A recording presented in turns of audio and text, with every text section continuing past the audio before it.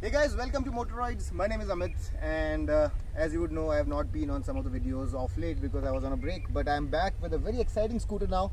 And a lot of you guys had been asking us where is the Aerox, whether it's going to come to India. So here it is, and Yamaha have really made a splash in the scooter segment with this scooter. It is by far the best performance scooter in India right now. There are quite a few scooters which are very good in terms of performance, but this scooter is by far the best, and the primary reason, as you would know, is that it draws its engine from the legendary R15, which has a liquid cooled engine, a fantastic machine.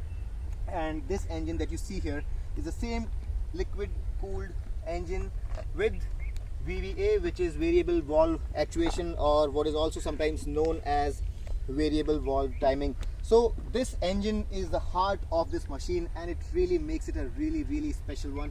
So today I'm going to let you know everything about the Aerox, everything that you want to know about.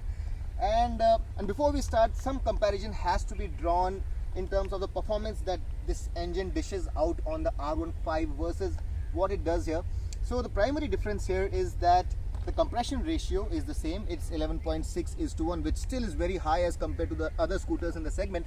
But here it runs 2000 revs lower for the peak power output, and the peak power output here is 15 PS, which is 3.4 PS less than the R15.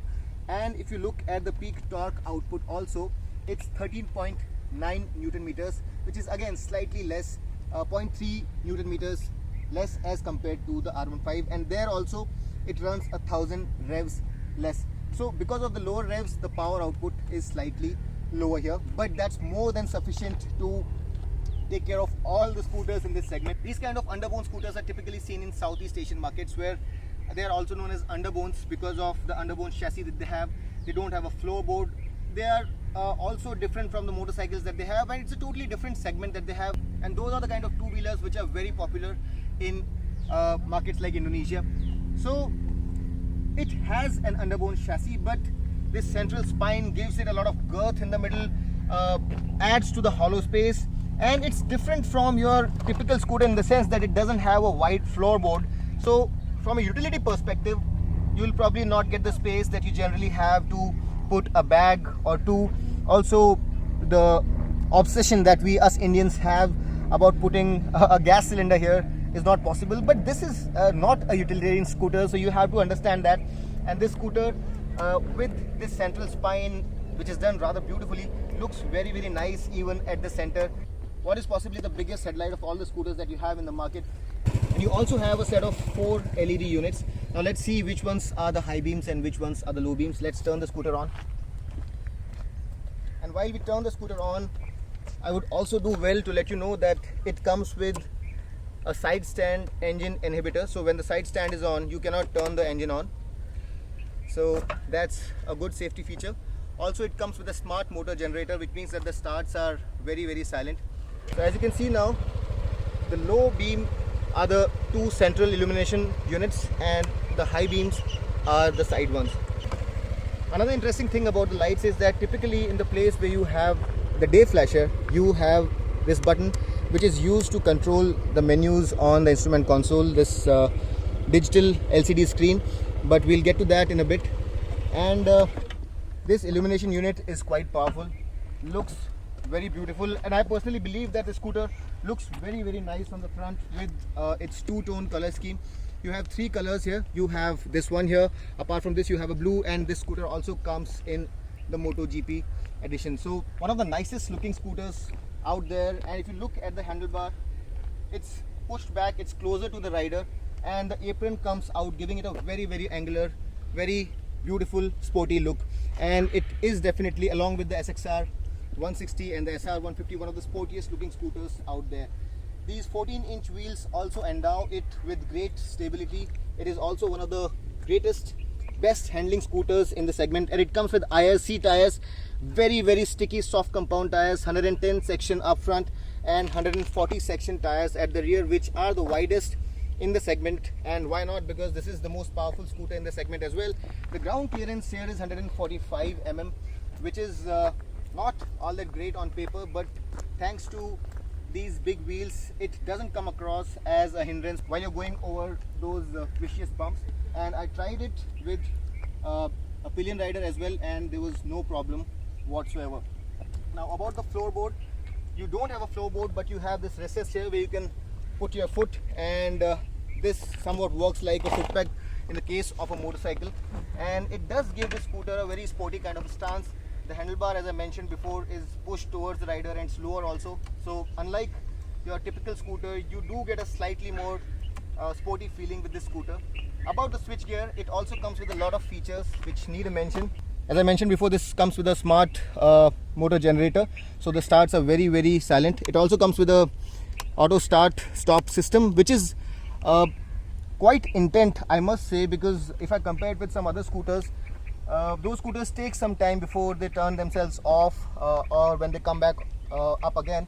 But as soon as you stop at a red light, this auto start stop system comes into play and brings the engine to a halt.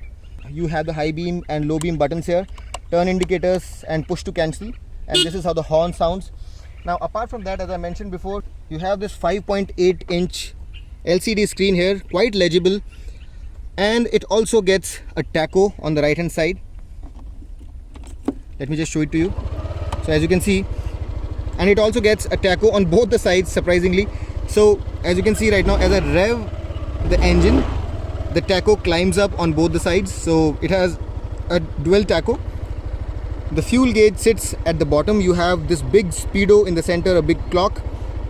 Right now we have not done much mileage on it, but it's still showing us that the oil needs replacement. But apart from that, this button here, which is generally meant for day flashing, is used for cycling through various different menus, and it has two trip meters.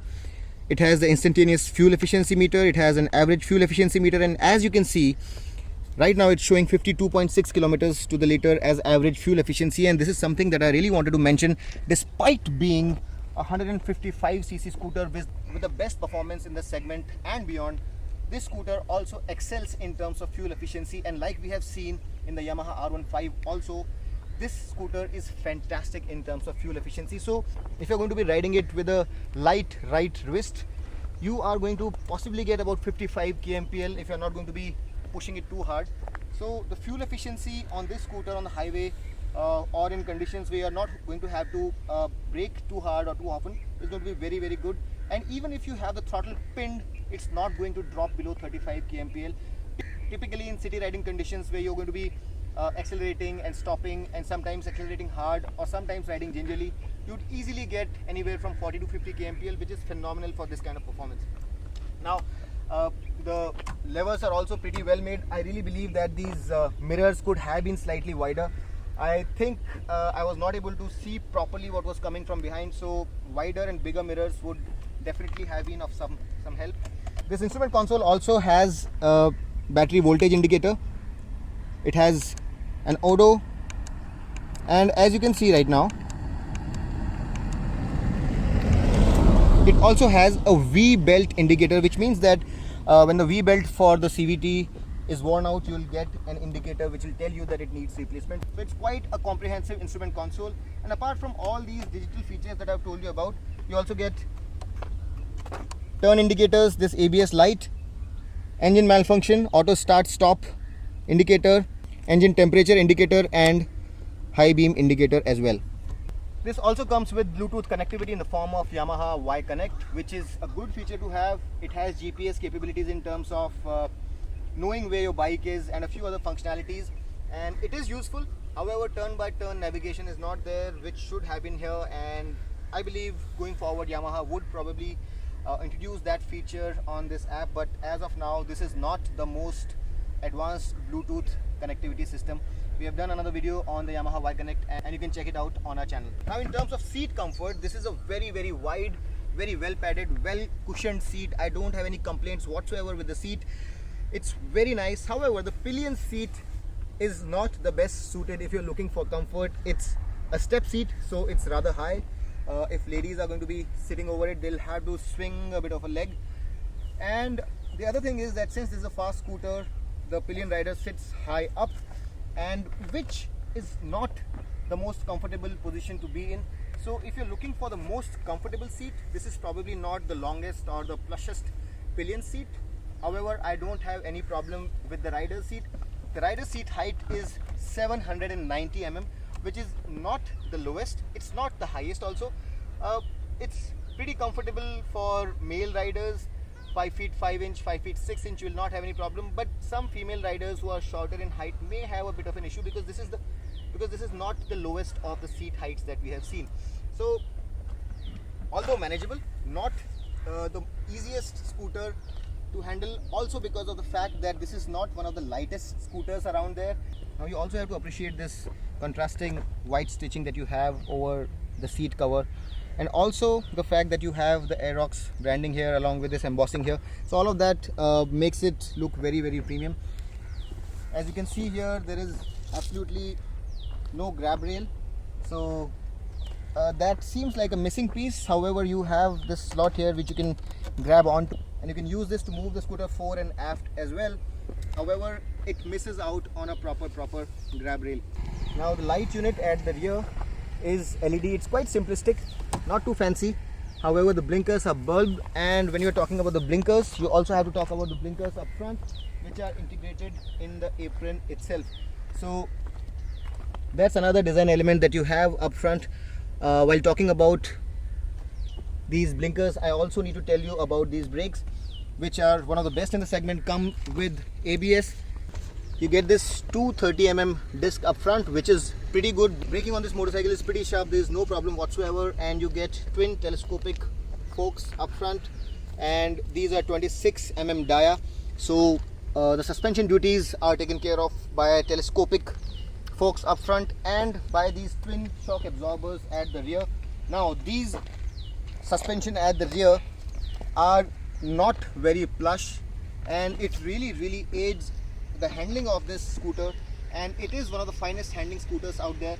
In fact, even with a pillion rider, there is very little give, and this scooter does not lose its handling characteristics or its dynamic ability even with a pillion rider on. So in that sense, it really does its job. But overall, the suspension setup here is on the firmer side, and it's not the most comfortable or the plushest suspension systems that you have on any of these scooters. So if you're going over a bad patch, yes, you will feel a little bit of vertical movement, and while it's not entirely jarring or very uncomfortable, but it is not as plush as some of the other scooters also, and on bad roads this might not be something that keeps your posterior in a comfortable shape.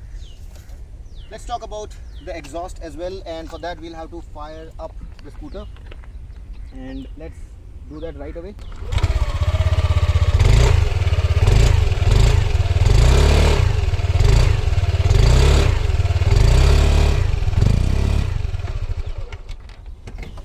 So while this exhaust by itself is quite bassy, it's not the best sounding exhaust out there. There's nothing special basically, and the title for the best exhaust is still with the TVS Ntorq, which has a very special sounding exhaust unit.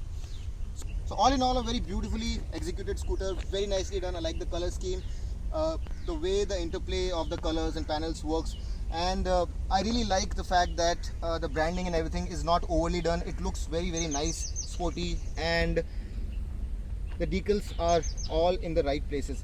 The weight of this scooter is 126 kilogram, which is one of the heaviest in the segment. It's lighter only as compared to the SXR 160, which is 3 kgs heavier at 129 kg curb.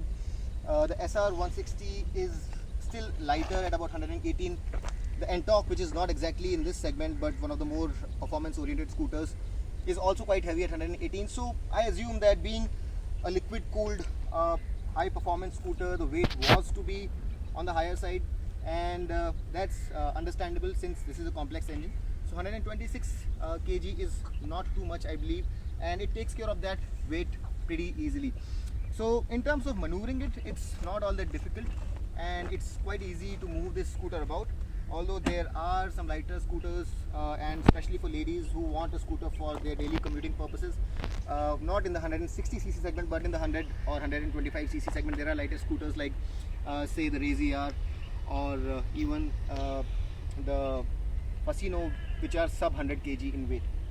So this is a relatively heavier scooter, and it does have presence as well. If you look at it, it does have the girth. When you're riding it on the street, people do give it a second and third look.